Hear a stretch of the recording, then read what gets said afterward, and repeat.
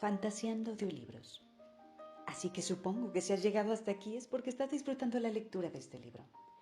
Quería comentarte que he decidido no monetizar el canal porque sería odioso escucharlo con anuncios. Sin embargo, si tenés invitarme un café o algo más para seguirte narrando esta historia, te dejaré abajo en la caja de comentarios el link de donaciones donde podrás hacerlo muy fácilmente. Muchas gracias por tu apoyo y bienvenido al canal.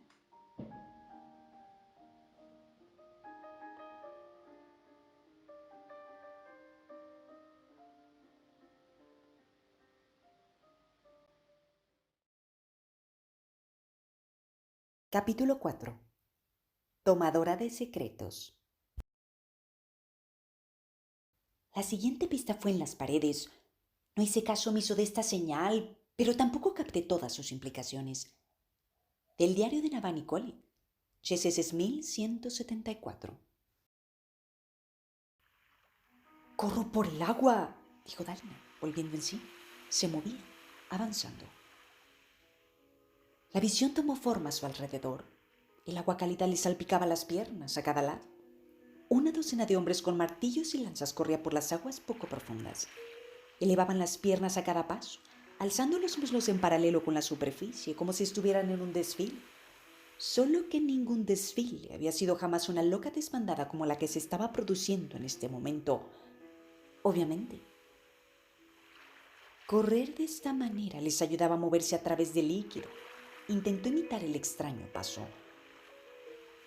«Creo que estoy en lago puro», dijo entre dientes. «Agua cálida que únicamente llega hasta las rodillas, ningún signo de tierra por ninguna parte. Pero anochece, así que no distingo gran cosa. Gente corriendo conmigo, no sé si corremos hacia algo o si huimos. Cuando miro por encima del hombro no veo nada. Salta a la vista que estos hombres son soldados, aunque los uniformes son antiguos. Faldas de cuero, cascos y petos de bronce, brazos y piernas desnudos». Se miró. «Yo voy vestido igual». Algunos altos señores de Aleskar y Jakebe todavía empleaban uniformes como estos, así que no podía situar la época exacta. Los usos modernos eran todas recuperaciones calculadas por comandantes tradicionalistas que esperaban de un aspecto clásico inspirar a sus hombres. Sin embargo, en esos casos se usaba acero moderno junto a los uniformes antiguos, mientras que en la escena que veía no veía nada de eso. Dalina no hizo preguntas. Había descubierto que si seguía la corriente a esas visiones, aprendía más que si se detenía y exigía respuestas. Correr por las aguas era arduo. Aunque había empezado casi a la cabeza del grupo, se estaba rezagando. Se dirigían hacia una especie de gran montículo de roca, ensombrecido por el atardecer. Tal vez esto no fuera el lago puro, pero tenía formaciones rocosas como... No se trataba de un montículo rocoso, era una fortaleza. Dalinar se detuvo a mirar la puntiaguda estructura similar a un castillo que se alzaba sobre las tranquilas aguas del lago. Nunca había visto algo así. Piedra completamente negra. Obsidiana, tal vez. Quizás este lugar había sido moldeado. «Hay una fortaleza ahí adelante», dijo avanzando de nuevo. «Puede que no exista ya. De lo contrario, sería famosa. Parece toda ella de obsidiana. Lados como aletas se alzan hacia los picos superiores, con torres como puntas de flecha. ¡Padre Tormenta! ¡Es majestuosa!». Nos aproximamos a otro grupo de soldados que esperan en el agua empuñando lanzas para protegerse de cualquier ataque. Son tal vez una docena. Yo estoy en una compañía que son otra docena y... Sí, hay alguien en medio. Un portador de esquirlada. La armadura resplandece. No era solo un portador. Era un radiante. Un caballero con una esplendorosa armadura esquirlada que brillaba con un rojo profundo en las juntas y en ciertas marcas. Las armaduras tenían ese comportamiento en la época de las sombras, por lo tanto, la visión tenía lugar antes de la traición. Como todas las armaduras esquirladas, esta era única. con aquella falda de cota de malla, las puntas lisas, los avambrazos que se extendían hacia atrás para... ¡Tormentas! Parecía la armadura de Adolin, aunque con la cintura más estrecha. Una mujer. Dalinar no podía decirlo con seguridad, ya que tenía bajada la visera. ¡Formad!, ordenó el caballero cuando el grupo de Dalinar llegó y éste asintió para sí. En efecto, una mujer. Dalinar y los demás soldados formaron un círculo en torno a la dama guerrera, con las armas hacia afuera, no muy lejos. Otro grupo de soldados con un caballero en el centro empezó a marchar por el agua. ¿Por qué nos llamaste?, preguntó uno de los acompañantes de Dalinar. Caed cree haber visto algo, dijo la dama guerrera. Permaneced alerta, actuemos con cuidado. El grupo empezó a alejarse de la fortaleza, siguiendo una dirección distinta a aquella por la que habían llegado. Dalinar agarró con fuerza su lanza, con las sienes perladas de sudor. A sus ojos no parecía distinto a su yo normal.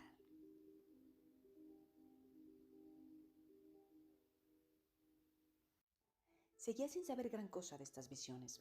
El Todopoderoso se las enviaba de algún modo, pero el Todopoderoso estaba muerto, según su propia confesión. Entonces, ¿cómo funcionaba? Estamos buscando algo, dijo Dalinar en un susurro. Equipos de caballeros y soldados han sido enviados a la noche para encontrar algo que han visto. ¿Te encuentras bien, novato?, le preguntó uno de los soldados a su lado. Bien, respondió Dalinar. Solo estoy preocupado. Quiero decir, ni siquiera sé qué estamos buscando. Un Spren que no actúa como debiera, dijo el hombre. Mantén los ojos abiertos. Cuando Shanat toca un Spren, se comporta de manera extraña. Presta atención a todo lo que veas. Dalinar asintió y luego repitió entre dientes las palabras, esperando que Navani pudiera oírlo. Los soldados y él continuaron su búsqueda, mientras la dama guerrera del centro hablaba con... ¿nadie? Parecía estar manteniendo una conversación, pero Dalinar no veía ni oía a nadie más que ella. Dedicó su atención a lo que le rodeaba. Siempre había querido ver el centro del lago Puro, pero nunca había tenido la oportunidad aparte de visitar la frontera. Durante su última visita a Asir, no había encontrado el tiempo necesario para desviarse en esa dirección. Los asishianos siempre se mostraban sorprendidos cuando comentaba que quería ir a ese lugar, ya que decían que ahí no había nada. Dalinar llevaba una especie de zapatos apretados, quizá para impedir cortarse con algo que quedara oculto por el agua. El terreno era irregular en algunos sitios, con agujeros y montículos que notaba más que veía. Advirtió que había pececillos que nadaban de un lado a otro, sombras en el agua y junto a ellos. ¿Una cara? ¿Una cara? Dalinar gritó, dando un salto atrás, apuntando con la lanza hacia abajo. ¡Eso es una cara! ¡En el agua! ¿Riospren?, preguntó la dama guerrera, acercándose a él. Parecía una sombra, dijo Dalinar, ojos rojos. Está aquí entonces, dijo la dama. Espía de Shananat. Caed. Corre al puesto de control. Los demás, seguid vigilando. No podrá ir muy lejos sin un transporte. Tiró de algo de su cinturón, una bolsita. ¡Ahí!, dijo Dalinar, divisando un puntito rojo en el agua. El ser se alejaba, nadando como un pez. Lo persiguió, corriendo como había aprendido a hacer antes, pero ¿de qué servía perseguir a un Spren? Era imposible atraparlos, al menos con ningún método que él conociera. Los otros corrieron detrás. El pez huyó, asustado por el chapoteo de Dalinar.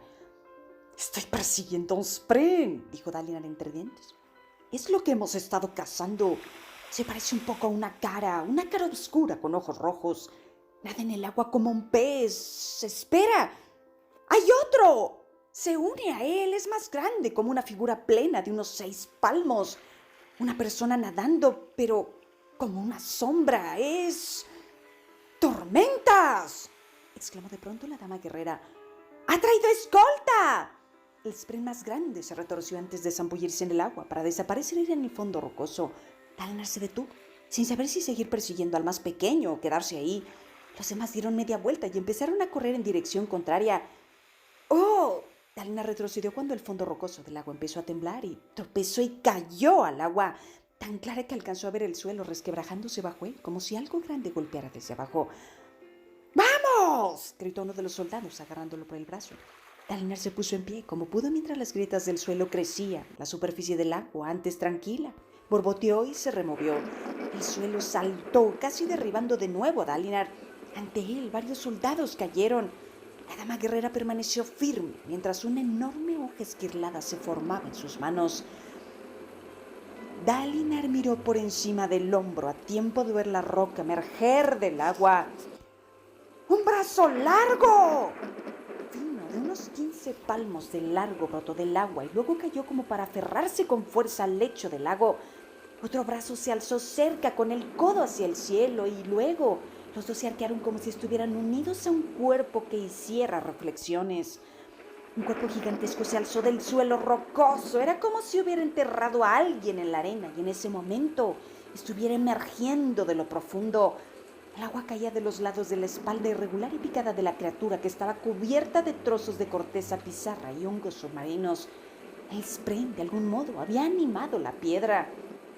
Mientras la criatura se alzaba y se sacudía, Dalinar distinguió unos brillantes ojos rojos como roca derretida que despuntaban en un maligno rostro de piedra. El cuerpo era esquelético, con finos miembros huesudos y dedos afilados que terminaban en garras rocosas. El pecho era una caja torácica de piedra. ¡Tronador!, gritaron los soldados. ¡Martillos! ¡Preparad los martillos! La mujer caballero permaneció de pie ante la criatura, que tenía unos 10 metros de altura y chorreaba agua. Una calmada luz blanca empezó a brotar de ella. A Dalinar le recordó la luz de las esferas, luz tormentosa. La mujer alzó su hoja esquirlada y atacó moviéndose por el agua con increíble facilidad, como si no la entorpeciera en absoluto. Tal vez era la fuerza de la armadura esquirlada.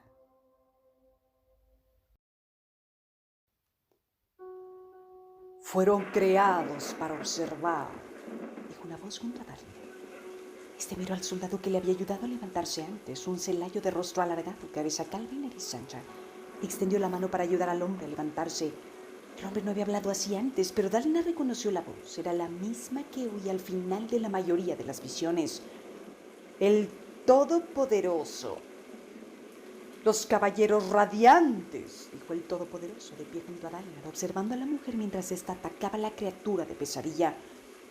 Fueron una solución, un modo de compensar la destrucción de las desolaciones.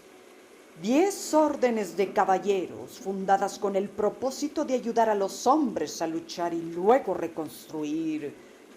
Dalinar repitió palabra por palabra, concentrado en captar todas y cada una de ellas sin pensar lo que significaban.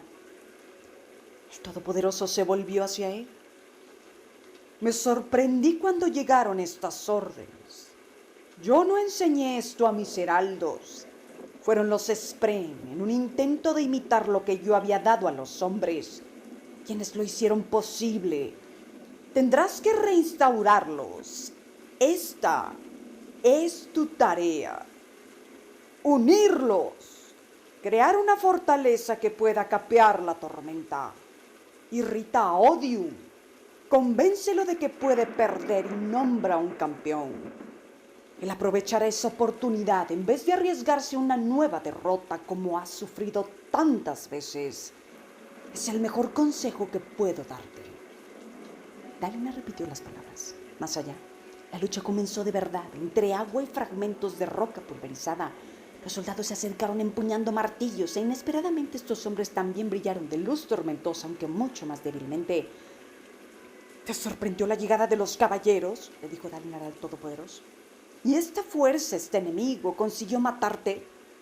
Nunca fuiste Dios, Dios lo sabe todo. No se le puede matar. ¿Quién eras entonces? El Todopoderoso no contestó.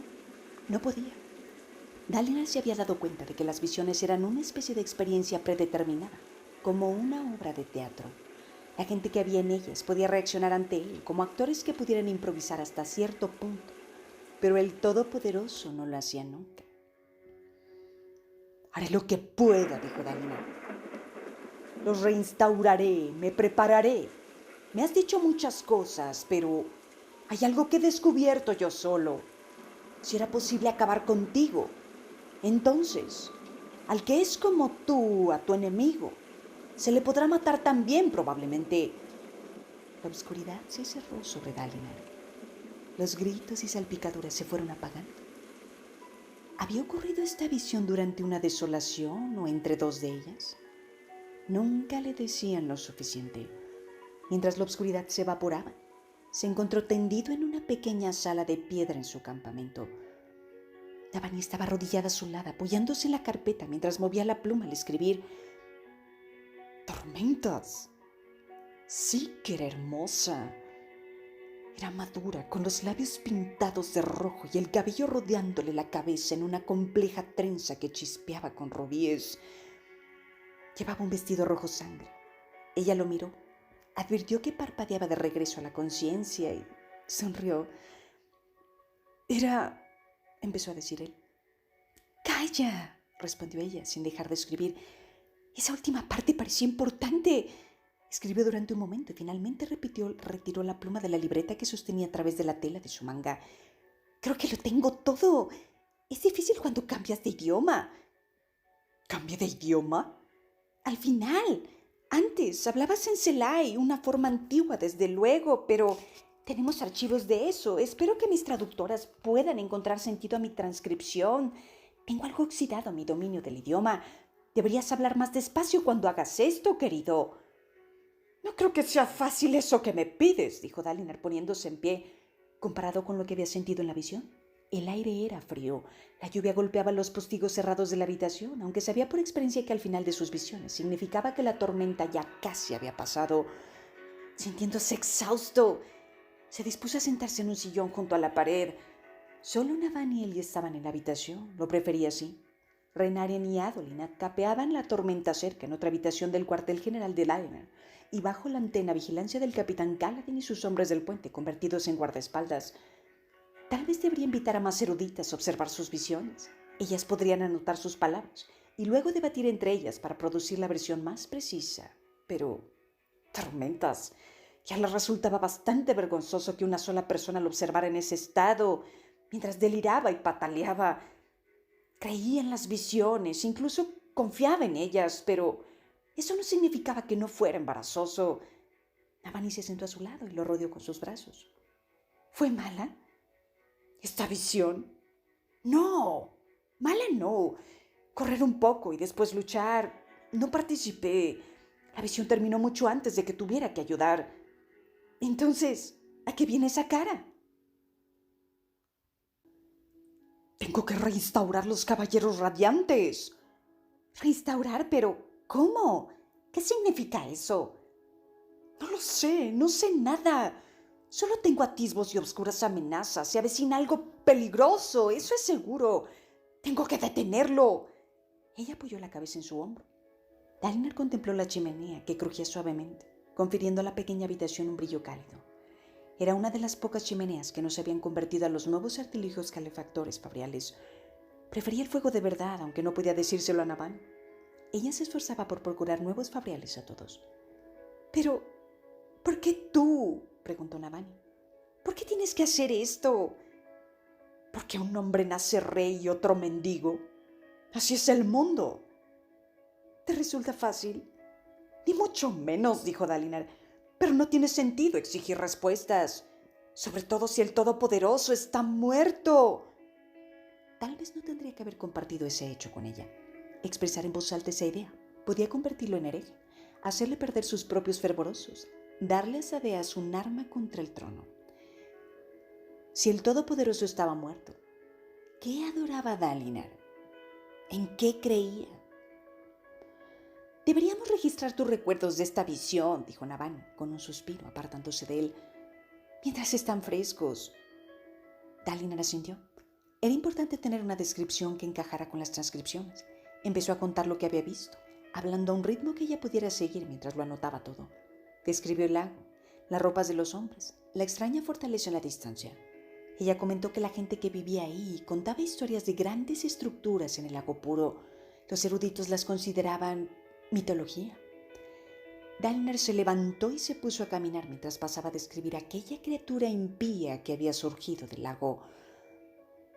Dejó detrás un agujero en el lecho del lago, explicó. Imagina que esbozas el contorno de un cuerpo en el suelo y luego ves que ese cuerpo se levanta. Imagina la ventaja táctica que tendría una criatura semejante. Los sprints se mueven con rapidez y facilidad. Uno podría deslizarse detrás de las líneas del frente, luego levantarse y empezar a atacar al personal de apoyo. El cuerpo de piedra de la bestia debe de haber sido difícil de romper. Tormentas, hojas esquirladas. Me pregunto si las espadas fueron diseñadas para combatir a esos seres. Navani sonrió mientras escribía. ¿Qué? Preguntó Dalinar deteniéndose. Eres todo un soldado. Sí, ¿qué? Que resulta enternecedor, dijo ella terminando de escribir. ¿Qué ocurrió a continuación? El Todopoderoso me habló. Lo relató el monólogo, lo mejor que pudo recordar mientras caminaba lenta, pausadamente. Tengo que dormir más, pensó. No era el joven de hacía 20 años capaz de permanecer despierto toda la noche con Gavilar, escuchándolo con una copa de vino, mientras su hermano hacía planes y luego cargaba en la batalla al día siguiente, lleno de vigor y ansia de lucha. Cuando terminó su narración, Navani se puso en pie y retiró sus utensilios de escritura. Tomaría lo que le había contado y haría que sus eruditas, las eruditas de él, de las que se había apropiado, cotejaran sus palabras a Leslie con las transcripciones que había registrado, aunque naturalmente ella eliminaría primero las líneas donde mencionaba temas delicados, como la muerte del Todopoderoso. Navani buscaría también referencias históricas que encajaran con sus descripciones. Le gustaban las cosas claras y cuantificadas. Había preparado una línea temporal de todas sus visiones, tratando de convertirlas en una trama narrativa única. ¿Vas a hacer público el bando de esta semana?, preguntó ella. Dalinar asintió. Se lo había comunicado a los altos príncipes hacía una semana, en privado. Pretendía hacerlo público en los campamentos el mismo día, pero Navani lo había convencido de que esto era más aconsejable. Aunque la noticia se estaba filtrando, al menos eso permitiría prepararse a los altos príncipes.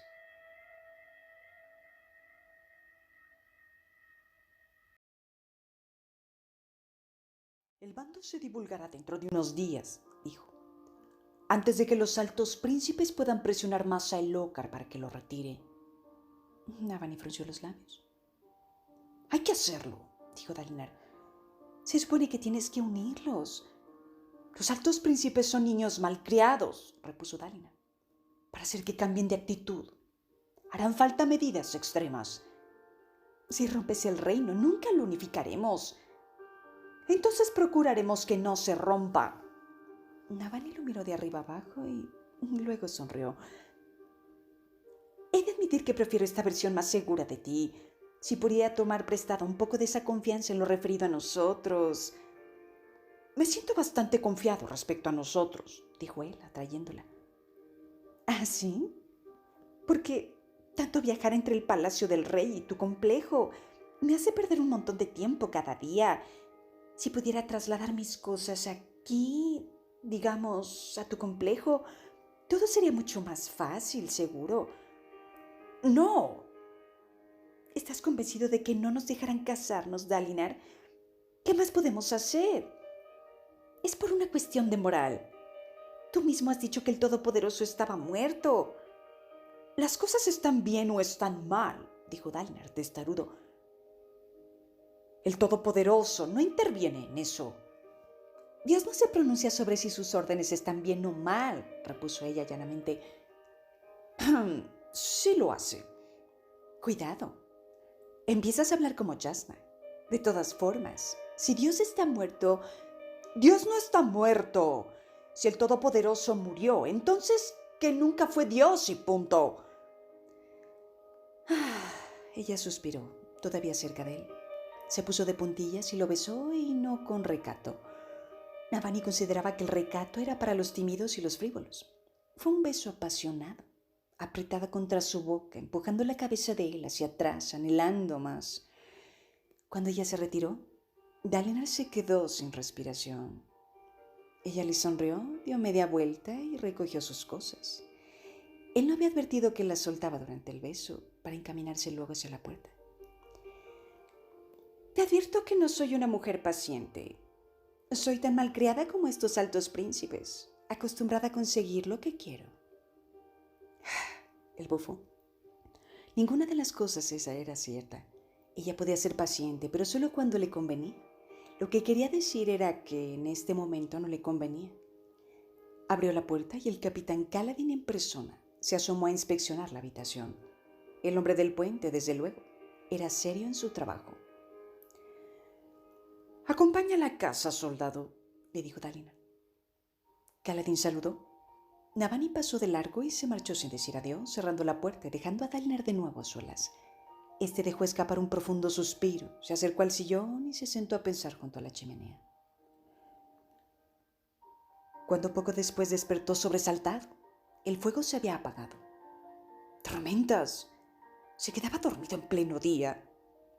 Si no pasara tanto tiempo de noche agitado y dando vueltas en la cama, con la cabeza llena de preocupaciones y cargas que nunca tendrían que haber sido suyas.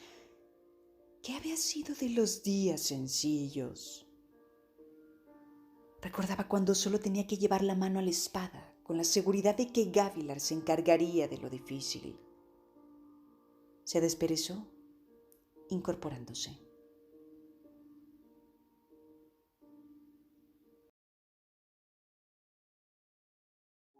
Tenía que revisar los preparativos para el bando del rey y luego ver a los nuevos guardias. Se detuvo.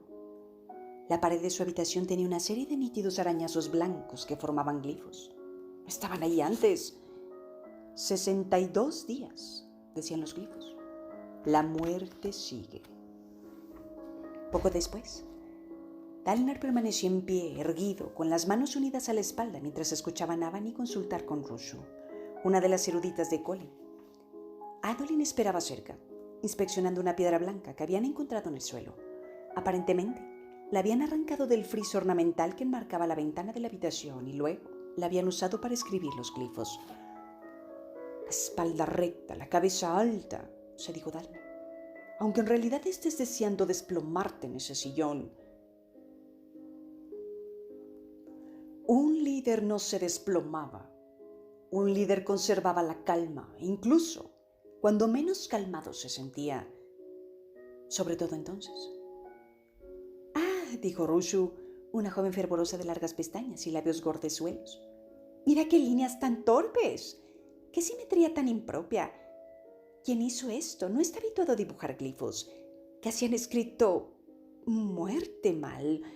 Casi parece que pone roto. Y el significado es vago. ¿La muerte sigue o es sigue a la muerte? ¿O 62 días de muerte y seguimiento? Los glifos son imprecisos».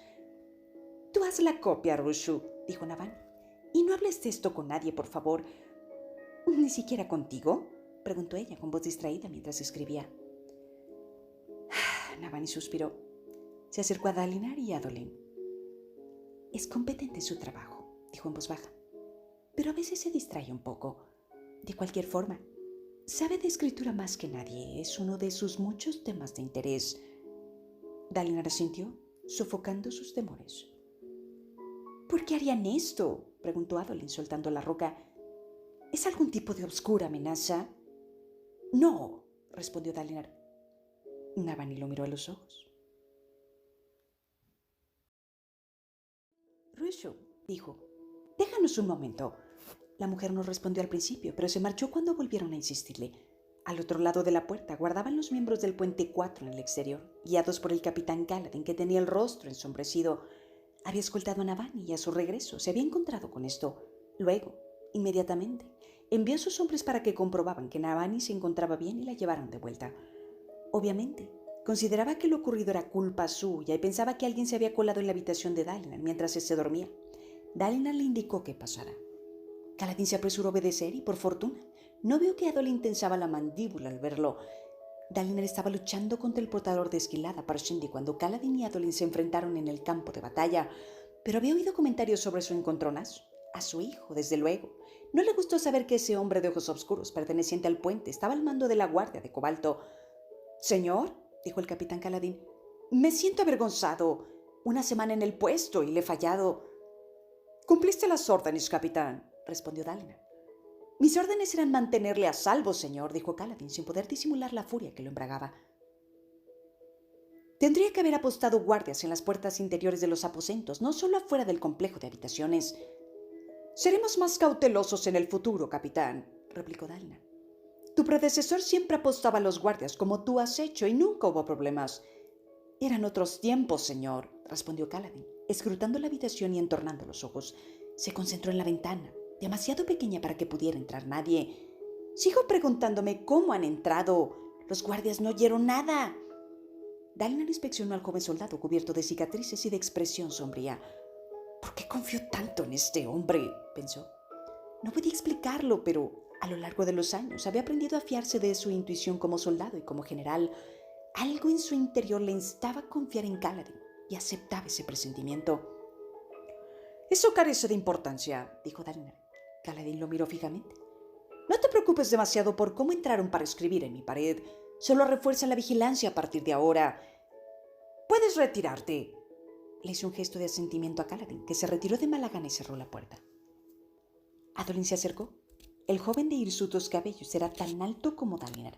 A veces era difícil recordarlo. Parecía que no había pasado mucho tiempo desde que Adolin era un niño ansioso con una espada de madera. ¿Dijiste que despertaste con esto aquí?, dijo Navani. ¿Dijiste que no viste entrar a nadie ni oíste a nadie hacer el dibujo? Dalinar asintió. Entonces, ¿por qué de pronto tengo la impresión de que sabes por qué está aquí? No sé con seguridad quién lo hizo, pero sí lo que significa. ¿Y qué es?, preguntó Navani. Significa que nos queda poco tiempo. Promulga el bando, luego acude a los altos príncipes y concierta una reunión. Querrán hablar conmigo. La tormenta eterna viene. 62 días. No era suficiente tiempo. Sin embargo, al parecer, no disponía de más.